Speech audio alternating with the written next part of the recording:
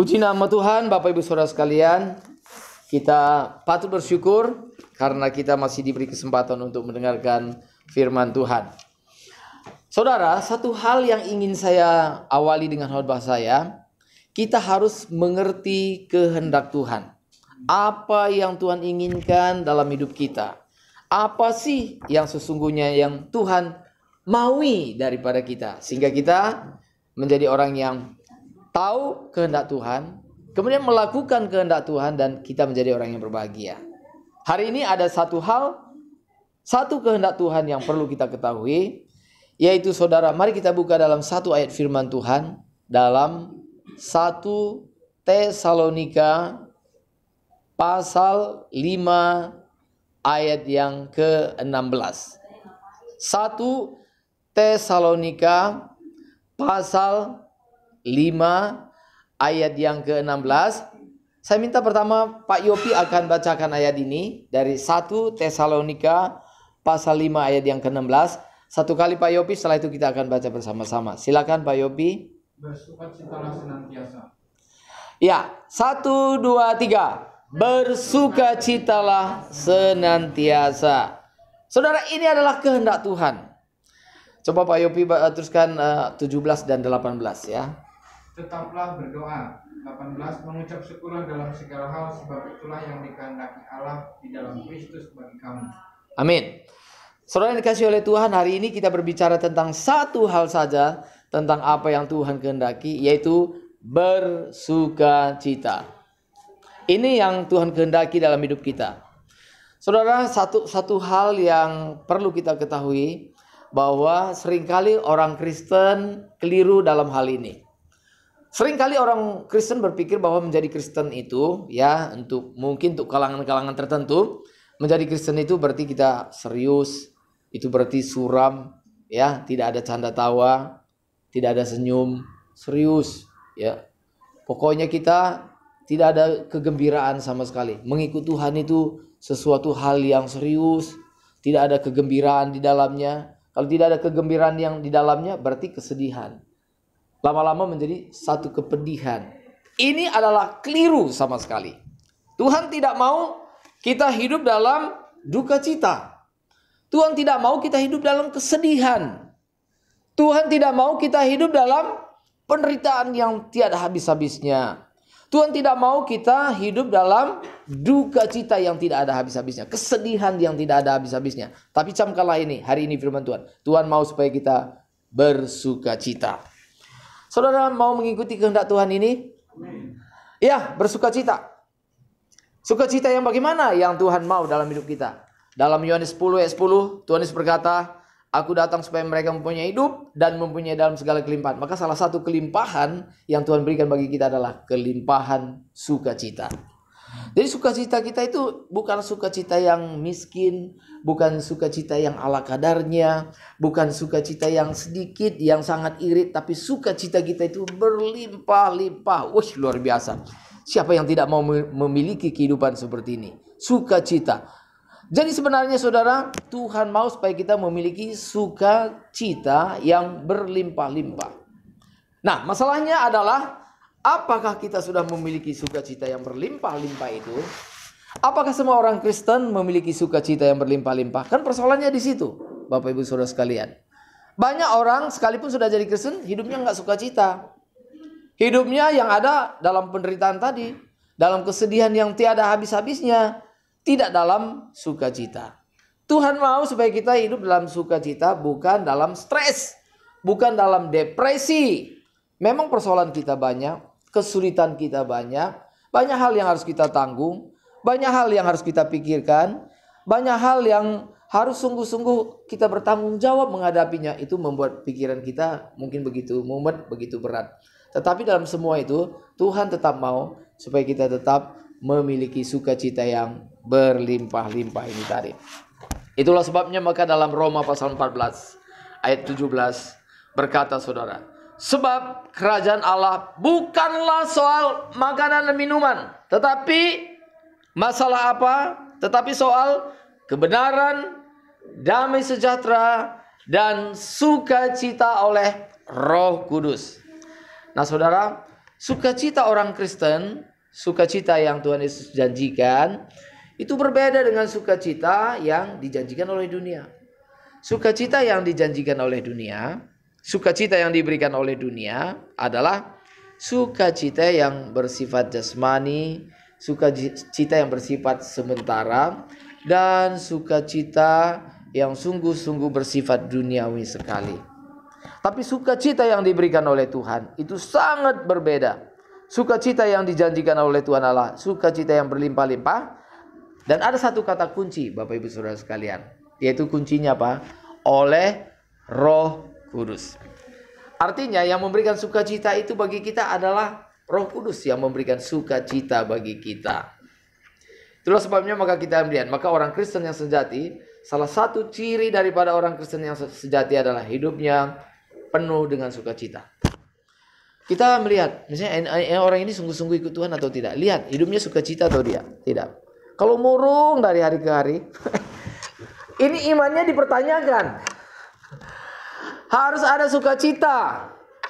Dan sukacita itu terekspresi melalui wajah yang bersukacita.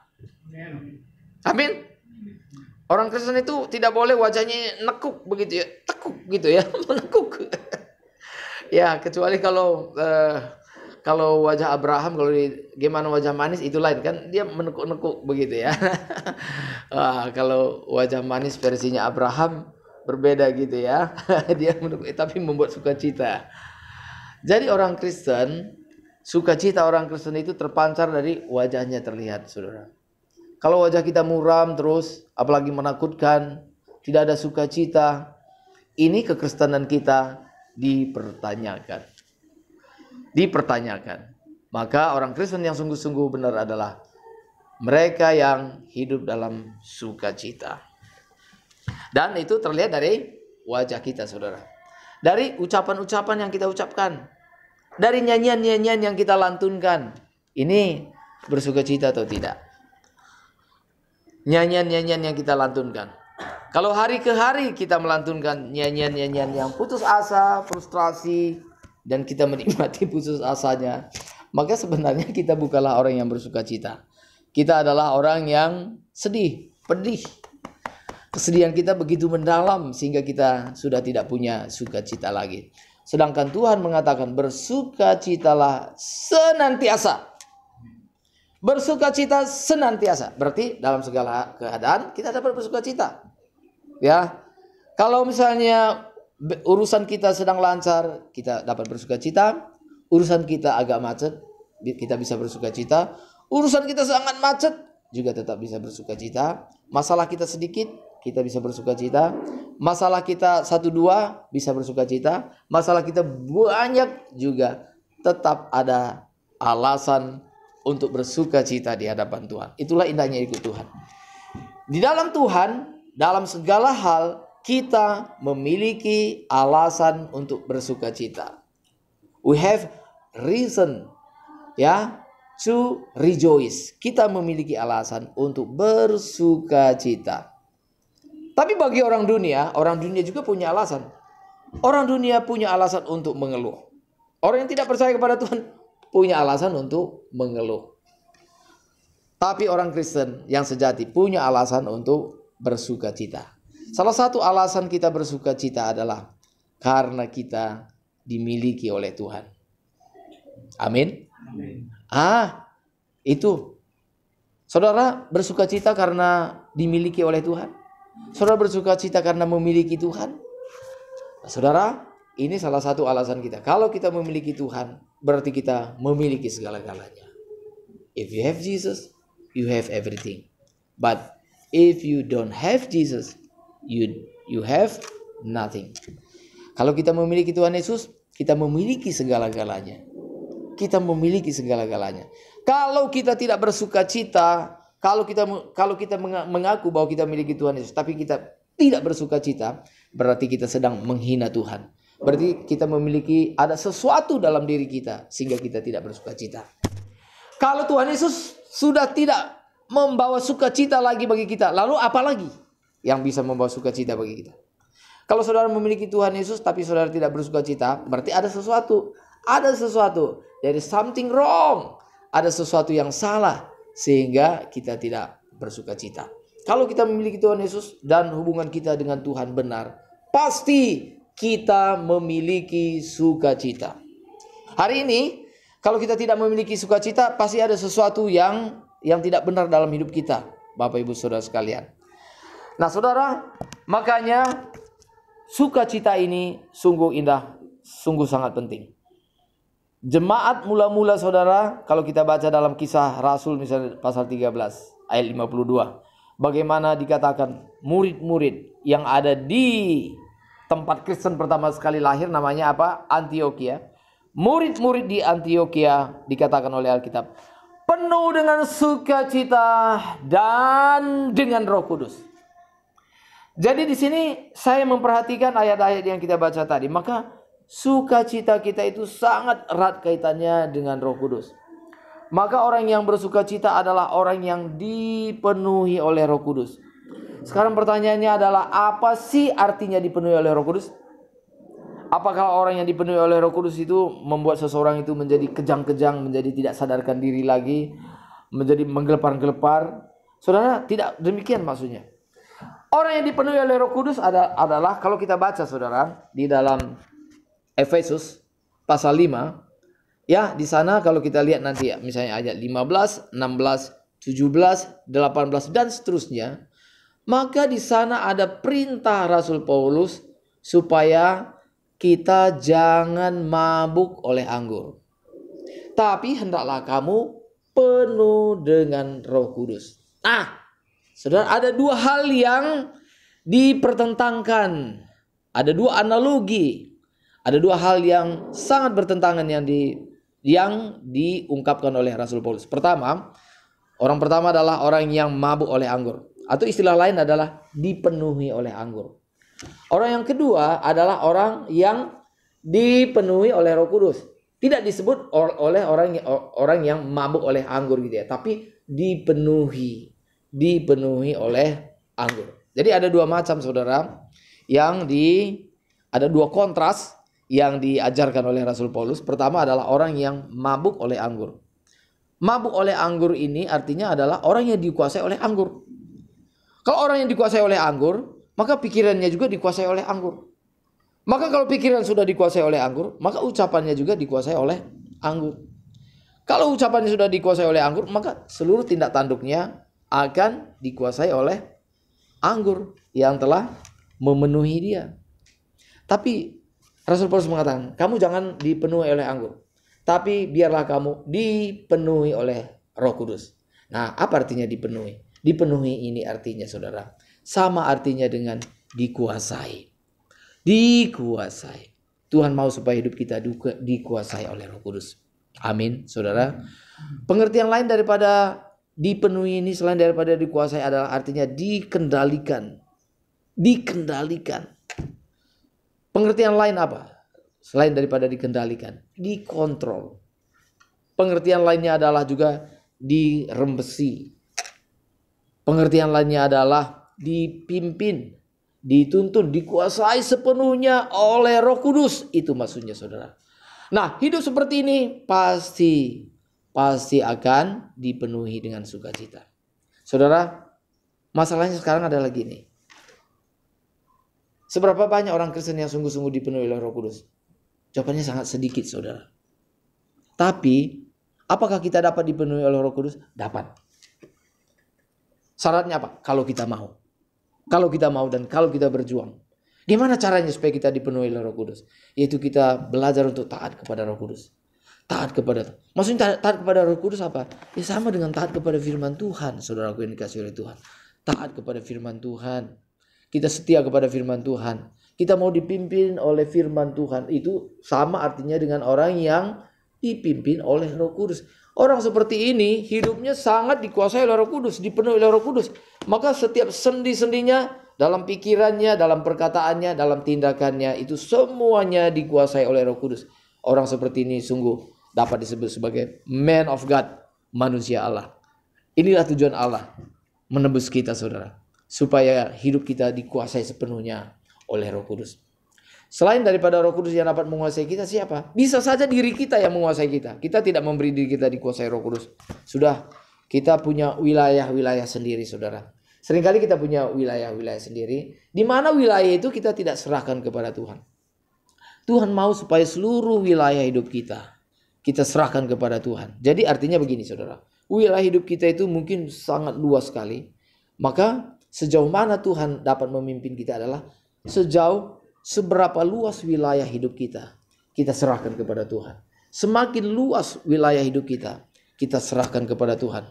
Maka Tuhan dapat berkarya lebih leluasa dalam hidup kita. Kalau hidup kita, wilayah hidup kita yang sempit, wilayah hidup kita yang kita serahkan kepada Tuhan begitu sempit, maka Tuhan tidak dapat berkarya dalam hidup kita. Maka Tuhan juga berkarya sempit dalam hidup kita. Tapi Tuhan mau supaya kita membuka wilayah hidup kita seluas-luasnya bagi Tuhan. Tidak ada lagi wilayah yang kita kuasai sendiri, tapi semua wilayah hidup kita dikuasai oleh Tuhan. Amin. Ada orang misalnya, contoh saudara, ada contoh. Misalnya gini, ada orang yang kalau marah itu mengungkapkan kata-kata kotor. Dia mengatakan, ini memang saya udah gak bisa berubah. Ini wilayah saya. Roh Kudus gak usah atur saya begitu. Saya kalau memang marah, keluar kata-kata kebun binatang misalnya saudara. Nah, itu berarti dia masih menggenggam wilayahnya. Tapi ketika dia menyerahkan wilayahnya, Tuhan, aku tidak pantas berkata seperti ini. Maka Tuhan kuasai hidupku, maka Roh Kudus akan menguasai dia. Saudara, maka judul khotbah ini saya berikan judulnya apa hari ini saudara? Meraih sukacita. Mengapa disebut meraih? Sebab sukacita tidak datang dengan sendirinya. Saudara, hidup saudara tidak otomatis menjadi sukacita. Tapi perlu perjuangan. Amin. Perlu perjuangan. Baik sukacita dunia juga perlu perjuangan. Apalagi sukacita sorgawi. Itu butuh perjuangan. Saudara, hari ini saya ingin sampaikan. Ada 4 hal yang dapat membawa kita kepada sukacita ini. Ada 4 hal yang dapat kita lakukan saudara. Atau yang terjadi dalam hidup kita yang sungguh-sungguh membawa sukacita yang sejati. Saya berbicara tentang sukacita yang sejati. Sukacita sejati yang ditawarkan oleh Tuhan. Saudara mau memiliki sukacita yang ditawarkan oleh Tuhan? Amin. Saudara, ada 4 hal yang ingin saya sampaikan pada hari ini. Pertama adalah kita bersukacita karena pertama adalah sukacita karena menerima Injil. Menerima Injil atau menerima Kristus sebagai Tuhan dan Juru Selamat kita saudara. Kalau saudara baca nanti di rumah dalam Kisah Rasul pasal 8 ayat 1 sampai dengan 8, itu adalah masa-masa aniaya orang-orang Kristen. Orang-orang Kristen yang percaya kepada Tuhan Yesus itu berada dalam penganiayaan. Karena penganiayaan itu tadi membuat orang Kristen itu jadi menyebar ke berbagai tempat. Tetapi Tuhan mengizinkan penganiayaan ini bukan tanpa maksud. Apa maksud Tuhan mengizinkan penganiayaan ini tadi? Dengan aniaya, maka orang Kristen pergi menyebar ke berbagai tempat. Dan setiap tempat yang didatangi oleh orang Kristen, mereka menginjil di sana. Mereka bersaksi di sana. Karena apa? Karena ada penganiayaan. Sebelum ada aniaya, orang Kristen ngumpul-ngumpul terus. Nggak pernah menginjil. Nggak pernah bersaksi, ngumpul terus di rumah ibadah. Tapi akhirnya Tuhan izinkan aniaya terjadi. Melalui aniaya itu tadi orang Kristen terserak-serak. Dan orang Kristen itu tadi saudara, mereka dapat menginjil. Setiap tempat yang mereka datangi, mereka menginjil. Maka salah satu penginjil yang terkenal saat itu namanya Filipus. Filipus, penginjil ini berbeda dengan Rasul Filipus. Salah satu Rasul Tuhan Yesus. Penginjil yang bernama Filipus itu dalam Kisah Rasul pasal 8 ayat 1 sampai dengan 8. Dalam Kisah Rasul pasal 8 ayat 1 sampai dengan 8 itu diungkapkan bagaimana bagaimana penginjil ini tadi, Filipus ini tadi, dia masuk ke dalam salah satu kota di Samaria. Dia menyampaikan Injil. Kemudian karena Roh Kudus, maka orang di kota itu tadi mereka menerima Injil itu tadi. Penduduk kota itu tadi menerima Injil itu tadi. Apalagi Apalagi pemberitaan Filipus itu disertai dengan tanda-tanda. Di mana ada roh jahat yang mengikat mereka mungkin bertahun-tahun bahkan puluhan tahun. Hari itu lepas. Hari itu roh jahat itu meninggalkan mereka. Jadi hari itu mereka yang terikat oleh kuasa kegelapan, roh-roh jahat, dicengkram oleh iblis. Maka hari itu kuasa setan melepaskan mereka dan berteriak dengan suara keras. Roh jahat itu pergi. Kenapa? Karena kuasa Injil. Kemudian ada beberapa orang lumpuh dan orang yang timpang yang tidak dapat berjalan. Dengan kuasa Roh Kudus, maka mereka dapat berjalan. Maka mereka melihat dengan mata kepala mereka sendiri bagaimana kuasa Roh Kudus itu bekerja. Bagaimana orang yang diikat oleh setan mereka dilepaskan. Bagaimana orang yang lumpuh, bagaimana orang yang timpang itu tadi akhirnya dapat berdiri. Dan itu menguatkan iman mereka. Kemudian mereka mengambil keputusan untuk menerima Injil itu, saudara. Lalu apa yang terjadi setelah itu? Maka di dalam ayat 8, maka di sana ada satu ayat dikatakan di sana, saudara. Maka sangatlah besar sukacita dalam kota itu. Di sini saya melihat ya salah satu rekan kita, Kak Yopi. Tadinya bukan Kristen ya Kak Yopi ya. Mengalami sukacita seperti ini ya. Waktu pertama mendengar Injil begitu ya. Itu mengalami sukacita. Kita harus mengalami sukacita seperti ini, Bapak Ibu Saudara sekalian. Kita harus mengalami sukacita karena kita menerima Injil. Sukacita apa lagi yang masuk dalam hal ini? Sukacita karena pertobatan. Orang yang bertobat meninggalkan kejahatan mereka, meninggalkan dosa-dosa mereka, mereka akan mengalami sukacita yang sejati.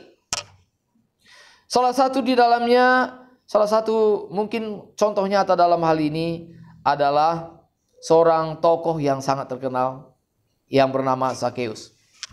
Sakeus pemungut cukai, dia banyak menipu orang, dia banyak memeras orang lain. Pada masa zaman Tuhan Yesus, saudara, maka pemungut cukai itu salah satu profesi yang sangat dibenci oleh orang Yahudi pada umumnya. Sebab mengapa, saudara? Pada masa itu yang menguasai orang Yahudi adalah pemerintah Roma yang berkuasa pada masa Tuhan Yesus hidup. Maka yang berkuasa adalah pemerintah Roma. Kemudian pemerintah seringkali juga harus menagih pajak kepada penduduk. Kemudian untuk menagih pajak ini tadi, seringkali pemerintah menunjuk orang-orang pribumi, yaitu orang-orang Yahudi asli, untuk menjadi pemungut cukai. Sehingga pemungut cukai ini biasanya mereka ini memikirkan kepentingan mereka sendiri. Mereka lebih mementingkan urusan perut mereka. Untuk itu mereka lebih setia kepada pemerintah penjajah daripada kepada bangsanya sendiri. Apalagi Sakeus, dia bukan hanya pemungut cukai, tapi dikatakan kepala pemungut cukai. Itu lebih kejam lagi tuh. Kepala pemungut cukai.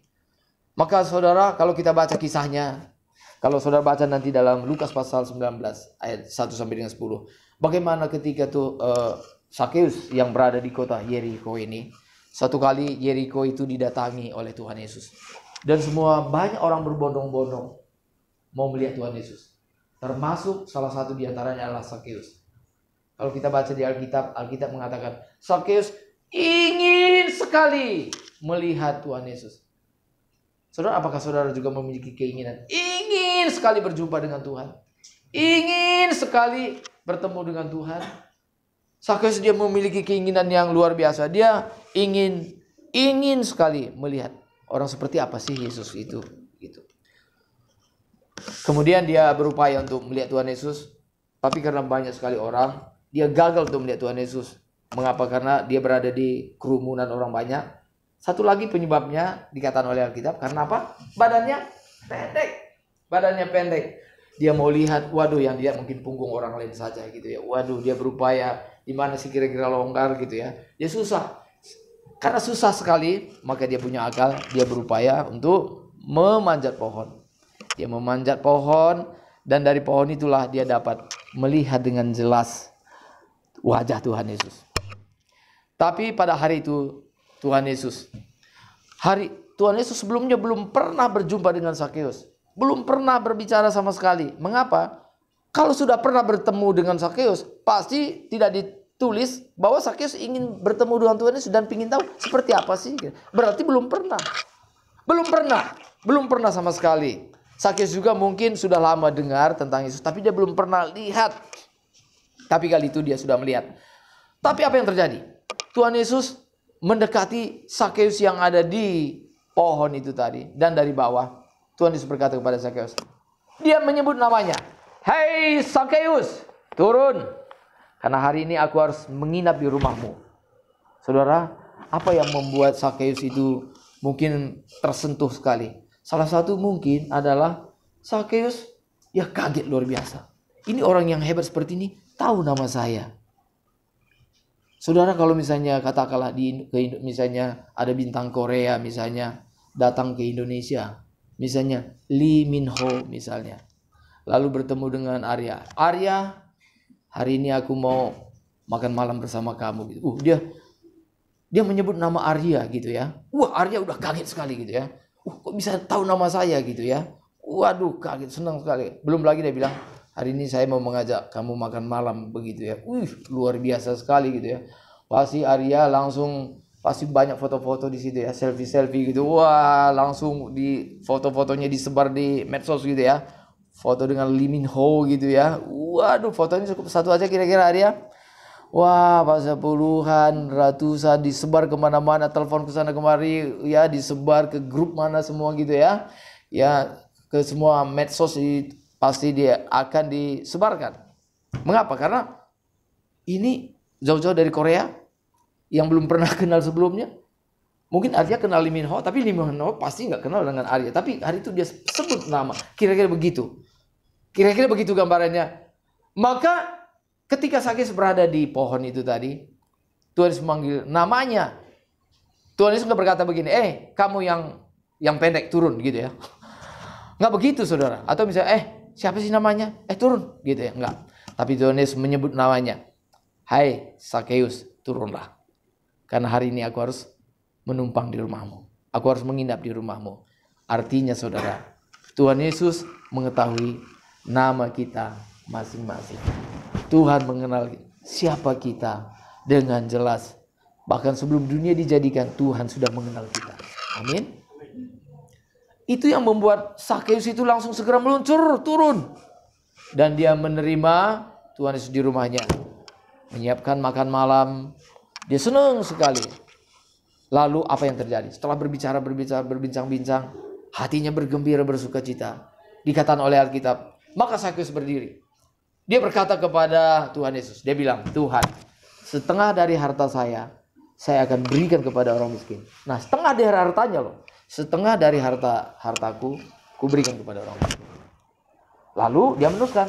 Dan sekiranya jikalau ada sesuatu yang ku peras dari orang lain, maka aku akan kembalikan 4 kali lipat. Bayangkan. Sebagai kepala pemungut cukai, dia sudah banyak memeras. Dan mungkin hari itu banyak orang yang datang kepada Sakeus. Sakeus, kamu sudah memeras saya sekian juta. Mungkin di sini berapa? Mungkin ya, dan dikembalikan 4 kali lipat. Saudara tahu resikonya apa? Bisa jadi hari itu Sakeus bisa jatuh miskin loh hari itu. Setengah dari kekayaannya diberikan kepada orang miskin. Dan kalau ada yang diperas, dikembalikan 4 kali lipat. Ini menunjukkan bahwa dia bertobat sungguh-sungguh. Tapi sungguh-sungguh pertobatan ini tadi membawa dia kepada sukacita yang besar. Saudara yang dikasihi oleh Tuhan, saudara mau mengalami sukacita yang besar daripada Tuhan, bertobatlah. Tinggalkanlah dosa-dosa. Kalau ada dosa-dosa yang masih kita genggam, kita tinggalkan. Kita berkata, Tuhan, aku mau bersedia meninggalkan dosaku. Maka Tuhan akan memberikan sukacita yang berlimpah bagi kita, saudara. Itu yang pertama. Yang kedua, saudara. Yang kedua, sukacita karena apa? Sukacita karena apa kita dapat miliki? Yang kedua adalah karena kita mendengar dan melakukan firman Tuhan. Nah, itulah sukacita. Sukacita orang Kristen yang dijanjikan oleh Tuhan dapat kita miliki ketika kita mendengar dan melakukan firman Tuhan. Yuk kita baca bersama-sama dalam Yakobus 1 ayat 25. Yakobus 1 ayat 25 kita akan baca bersama-sama. yang sudah menemukan, katakan amin. Amin. Baru 1-2 orang ya. Kita tunggu beberapa detik lagi. Yakobus pasal 1 ayat yang ke-25. Yuk kita baca bersama-sama. 1, 2, 3. Jadi barang siapa tetapi ya oke. Ya Yakobus 1 ayat 25. 1, 2, 3. Tetapi barang siapa meneliti hukum yang sempurna, yaitu hukum yang memerdekakan orang, dan ia bertekun di dalamnya, jadi bukan hanya mendengar untuk melupakannya, tetapi sungguh-sungguh melakukannya, ia akan berbahagia oleh perbuatannya. Jadi orang yang meneliti hukum, mengerti dan melakukannya, maka dia akan berbahagia. Dia akan bersuka cita. Karena apa? Karena dia melakukan firman Tuhan. Maka orang yang berbahagia atau orang yang bersuka cita. Kita akan menerima sukacita ketika kita taat kepada firman Tuhan. Taat kepada firman Tuhan. Dalam hal ini saudara ada 2 hal yang penting. Pertama, taat kepada firman Tuhan ini adalah ketika kepada kita diperhadapkan, ketika kita memiliki kesempatan untuk berbuat salah. Berbuat salah. Karena seringkali berbuat salah itu kita anggap bisa menguntungkan kita. Misalnya ada peluang untuk kita berbuat dosa. Misalnya korupsi. Atau misalnya peluang untuk apa? Peluang untuk menyalahgunakan wewenang kita. Peluang untuk apa? Peluang untuk tidak setia dengan pasangan dalam pernikahan. Lalu peluang untuk apa? Peluang untuk melanggar hukum. Dan kita tahu bahwa kalau kita langgar, sepertinya tidak ada yang tahu. Dan banyak peluang-peluang yang ditawarkan kepada kita. Dan peluang-peluang itu adalah sebenarnya sifatnya melanggar firman Tuhan. Atau berbuat dosa. Tapi ketika kita menolak untuk berbuat dosa, di situ kita menunjukkan bahwa kita patuh kepada firman Tuhan. Jadi ada 2 hal saudara, bagian yang kedua ini. Bagian A saya sebutkan, yaitu menolak kejahatan. Lalu yang kedua adalah mungkin posisi kita bukan menolak kejahatan. Tapi saudara, di depan kita ada peluang untuk berbuat baik.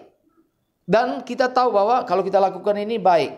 Tapi kita tidak melakukan. Maka orang seperti ini firman Tuhan mengatakan dalam Yakobus pasal 4 ayat 17, jadi jika seorang tahu bagaimana ia harus berbuat baik tapi tidak melakukannya, ia berbuat dosa. Ini yang kedua ini saudara. Bisa jadi seringkali kita salah dalam hal ini. Selain daripada mungkin dengan dosa, kejahatan yang ditawarkan kepada kita, kita mungkin bisa berkata tidak, no. Kita bisa berkata demikian.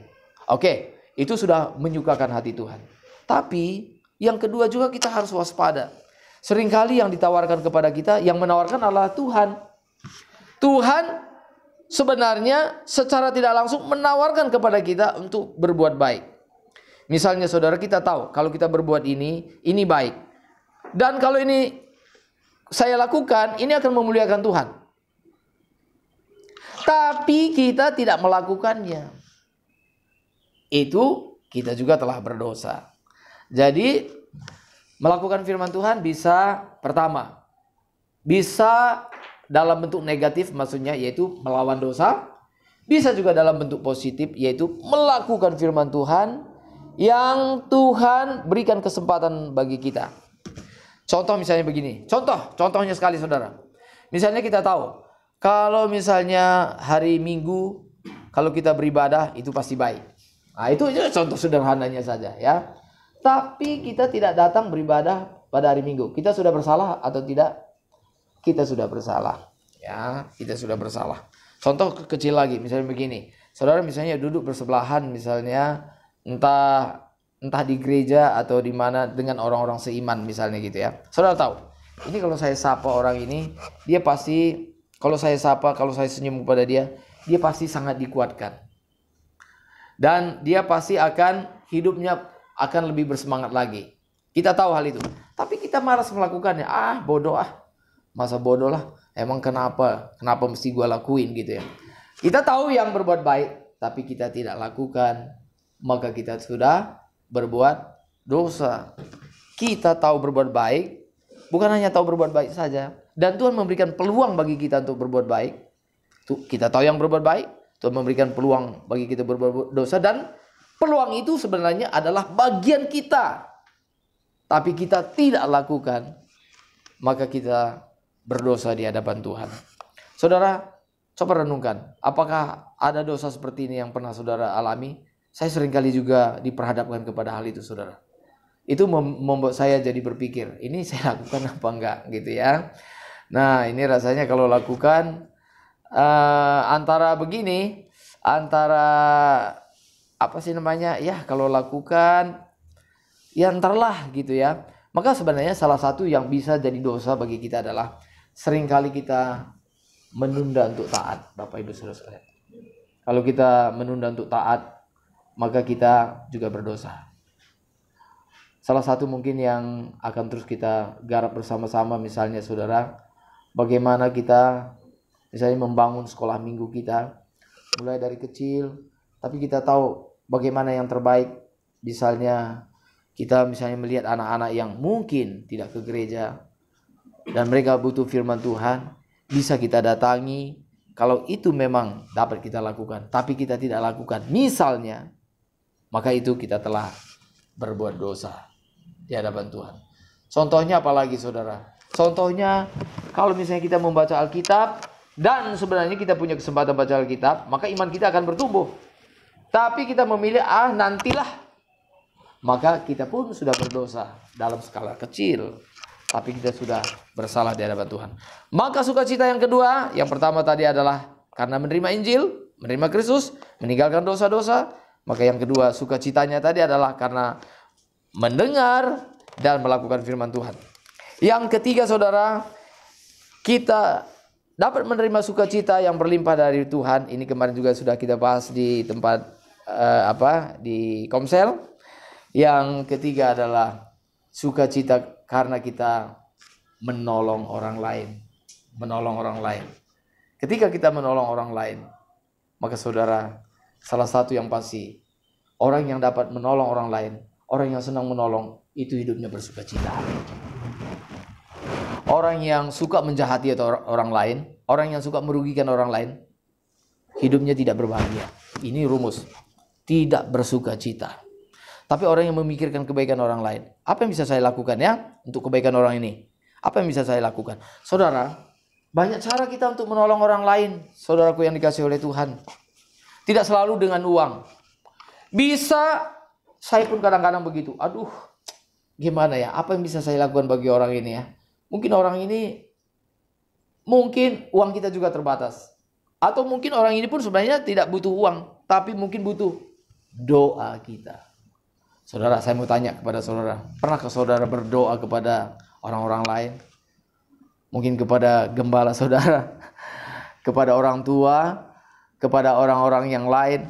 Dan saudara tidak dapat misalnya melakukan perbuatan baik mungkin memberi secara materi mungkin tidak dapat, dan mungkin dia juga tidak membutuhkan materi, tapi saudara bisa lakukan misalnya dengan bersyafaat untuk dia, berdoa untuk orang itu tadi saudara.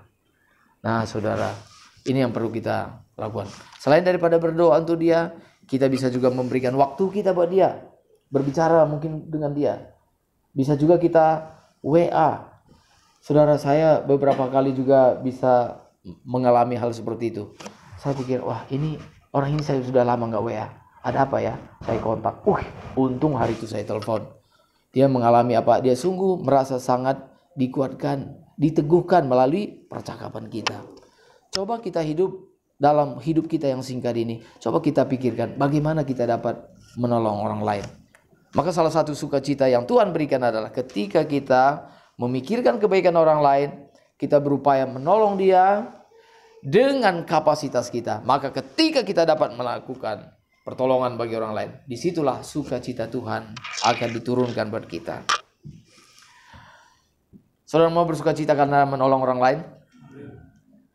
Ketika kita ditolong oleh orang lain, kita bersukacita. Tapi saudara, firman Tuhan mengatakan, ketika kita menolong orang lain, itu sukacitanya berbeda dengan kita ketika kita ditolong oleh orang lain. Memang ada saatnya kita ditolong.